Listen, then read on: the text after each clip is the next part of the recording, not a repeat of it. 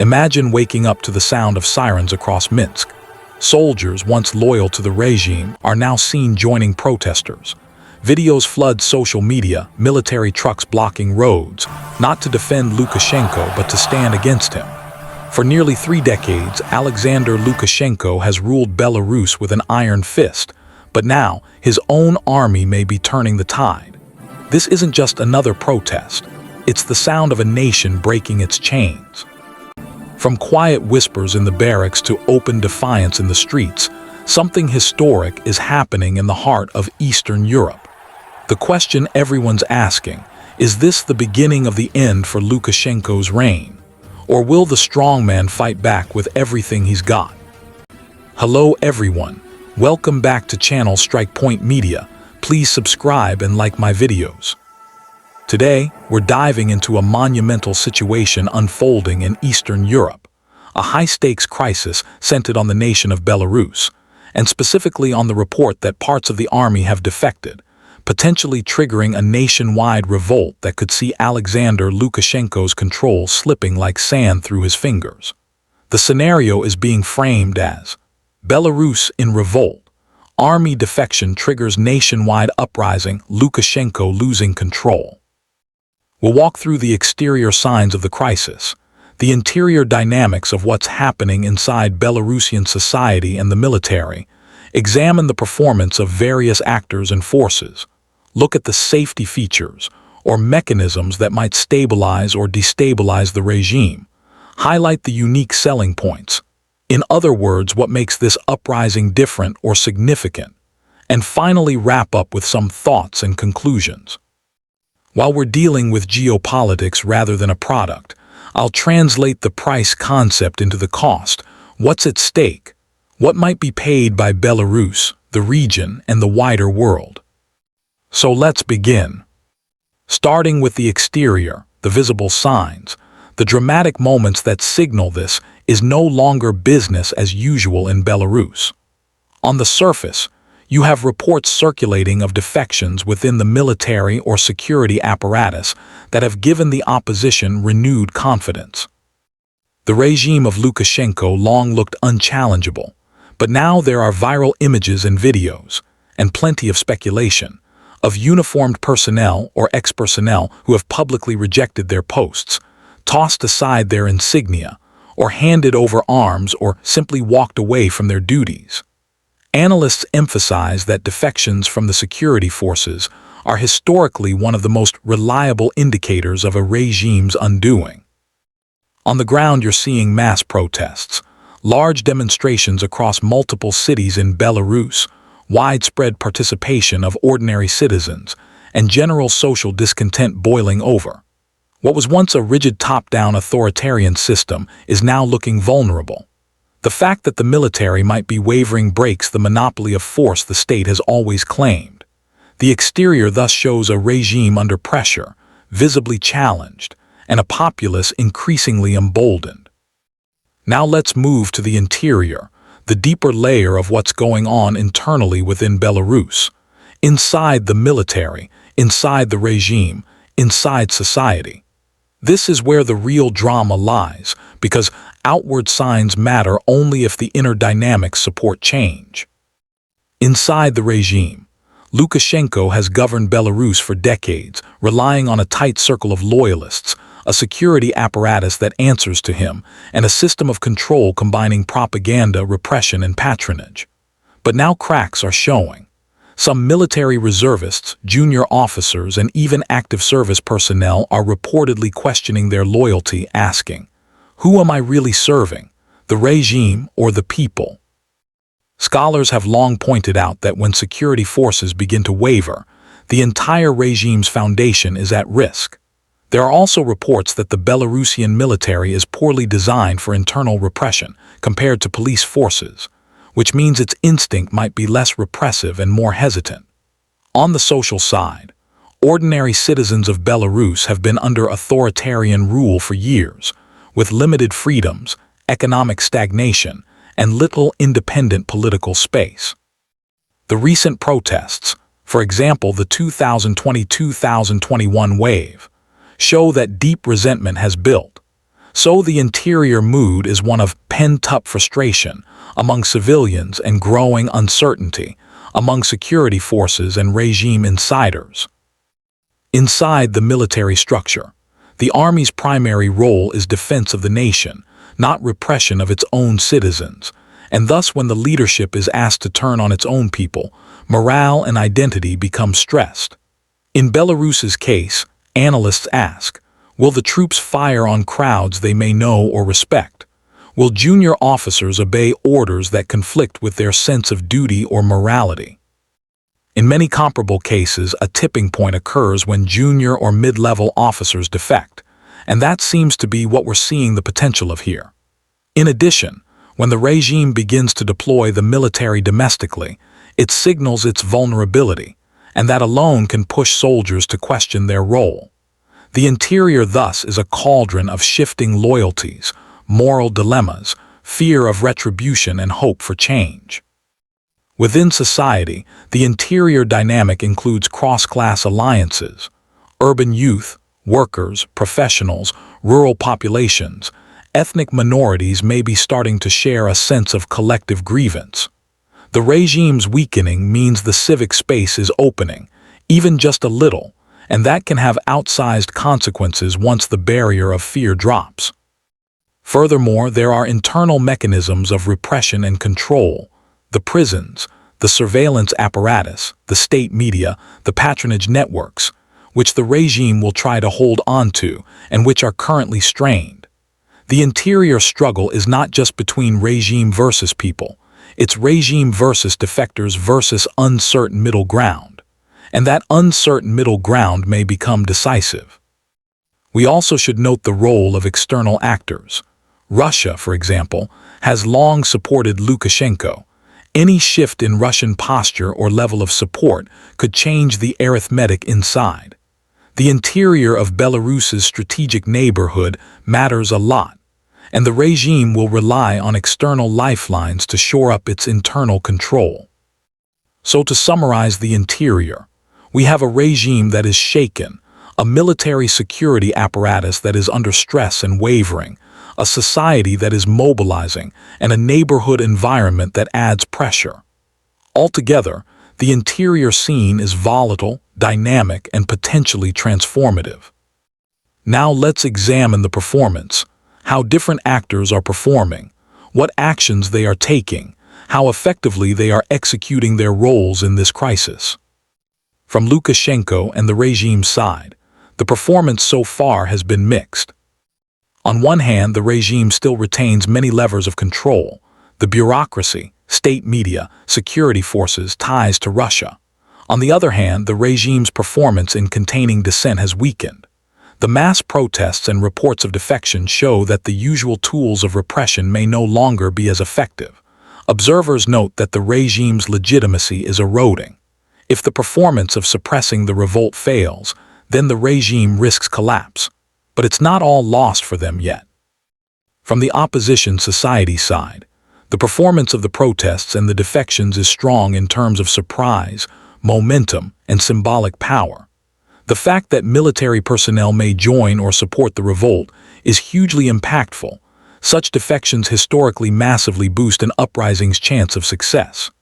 At the same time, the opposition lacks a fully cohesive leadership or clear political program for what happens after the regime falls. That gap impairs their performance. The movement is strong in street energy, but weaker in institutional structure. From the military security forces side, some units appear confused, some personnel are refusing orders, some feel they might pay the price for loyalty. The performance here is erratic. This uncertainty is precisely what makes the situation dangerous but also transformative. The regime's command over its forces may be slipping. From the international community side, performance is cautious. Some countries are issuing statements of concern, others are offering support to Belarusian civil society, while yet others are quietly backing Lukashenko. The external performance is a mix of moral support and realpolitik. The regime may be counting on external backup. If that fails, the performance of the opposition will gain more room. In sum, Performance across the board is uneven, with the regime under stress, the opposition gaining momentum, and the military security forces uncertain. This friction makes outcomes unpredictable and high stakes. Next up, safety features. In a regime crisis like this, safety features are the mechanisms that can stabilize the system, diffuse the revolt, or slow down the transition, basically the shock absorbers. On the flip side, the absence of safety features means the system can spiral. For the regime, safety features include loyal elite units that will obey orders, the control of the media and propaganda, external backing, especially from Russia, economic levers, state control of large enterprises, jobs tied to the state, fear of chaos being greater than the fear of regime change among citizens, and the possibility of offering reforms or concessions to appease the public. For example, Lukashenko may try to offer partial reforms, sack some ministers, promise early elections, or even throw in some token concessions to bring the revolt under control without truly giving up power. That is a classic safety feature, co-optation. The regime's control of the security apparatus is also a key safety feature. If the bulk of the military remains loyal, everything stays stable. For the opposition society, safety features include unity of purpose, organizational capability to maintain pressure, avoidance of extreme violence, which can alienate moderate supporters, and forging alliances within the military and the bureaucracy. If the protest movement can negotiate or win over mid-level officers, that becomes a major safety feature for change. On the flip side, missing safety features or failing ones include, for the regime, losing the loyalty of the military, for the populace, lacking a credible alternative government or plan, for the security forces, ambiguous orders and confusing chain of command, for the international actors, incoherent policy or delayed response.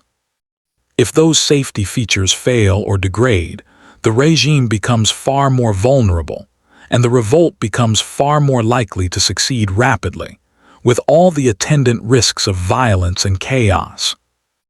In Belarus's case, analysts warn, once key mid-level officers decide to defect or stand down, it may trigger a cascade of defections because one acts, others follow. That means the safety feature of loyalty may be eroding. Meanwhile, the opposition's lack of a coherent post-regime plan might be the missing safety feature for the transition. The risk is that even if Lukashenko falls or loses control, you could end up with power vacuum, chaos, or foreign intervention.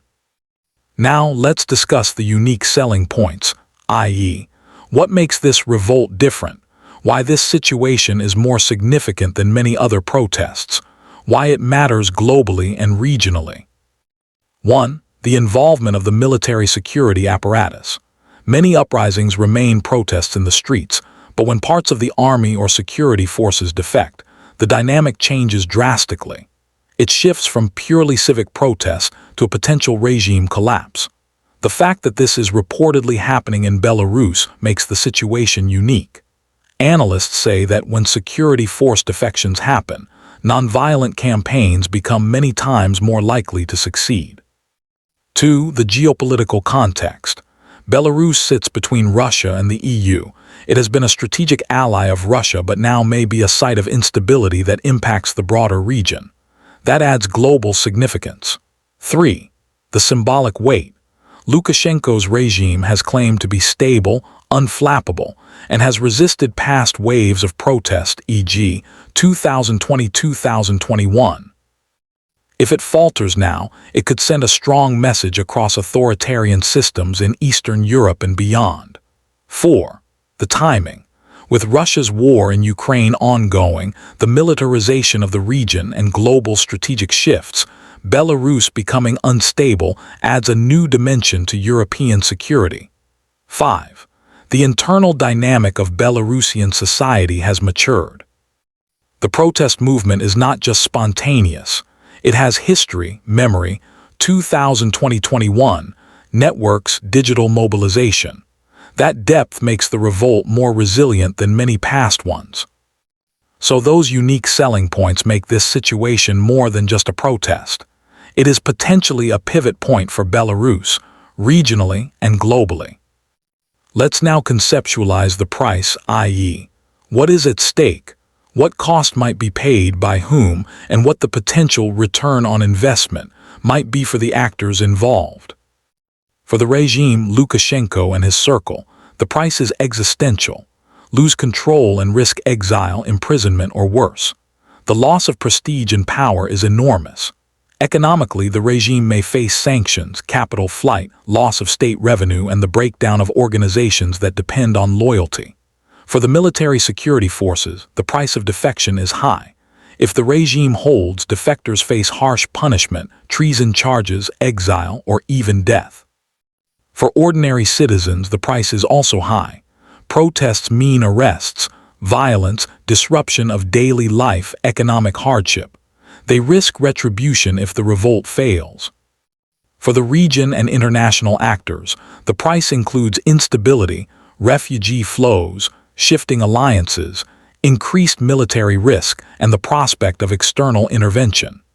If Belarus becomes a failed or semi-failed state, the costs ripple across neighboring countries. On the other side, what could be the return if the revolt succeeds? For society in Belarus, the reward could be greater freedom, democracy, economic reform, a reset of governance. For the military personnel who defect, the return could be moral vindication, potentially a new role in a post-regime order. For international actors, the return might be the spread of democratic norms, weakening of authoritarian influence, strategic gains in Europe. But the return is not guaranteed. Transitions are messy, and the price paid can be higher than expected if chaos or violence ensues. So the price is both very high and real across multiple dimensions: power, lives, economy, regional stability. Finally, the conclusion: what are we to make of all this? Where does it stand and what might happen? We are witnessing in Belarus perhaps one of the more dangerous and consequential regime crises in Europe in recent times. The visible signs, army defections, mass protest, suggest that Lukashenko's grip may be loosening. The interior dynamics show that critical pillars of regime control are under strain. The performance of various actors indicates a regime in weakened state, a protest movement gaining momentum, and a military security apparatus uncertain and fracturing. The safety features that might have held the system together appear to be degrading. The unique factors at play make this situation more than a protest. It may be a tipping point, and the price being paid is extremely high. But this is not a simple story of inevitable regime change. There are many variables. Will the core loyal units stay loyal? Will Russia intervene decisively? Will the opposition cohere into a governing force? Will the military crack further or rally? Will the populace sustain momentum? Will economic collapse accelerate the collapse or help the regime by scaring people into accepting stability? Will external actors escalate or dampen the conflict? For viewers and watchers, the key takeaway is this: we are in the midst of a high-stakes gamble. For Belarus, nothing is guaranteed. If the revolt succeeds, the country may enter a transition with all the risks of that. If it fails, the regime may tighten its grip, and the cost for society may increase. For the wider world, Belarus may become a new hotspot of instability or a catalyst for change. In short, pay attention. The army's defection is not just dramatic imagery. It could be the moment when the authoritarian status quo in Belarus begins to crumble. Whether that leads to a new order or just a violent aftermath remains uncertain. Thank you for watching. If you found this deep dive helpful, please subscribe and like the video. Share your thoughts in the comments below. What do you think happens next in Belarus? Until next time on Channel Strike Point Media, stay informed, stay curious, and take care.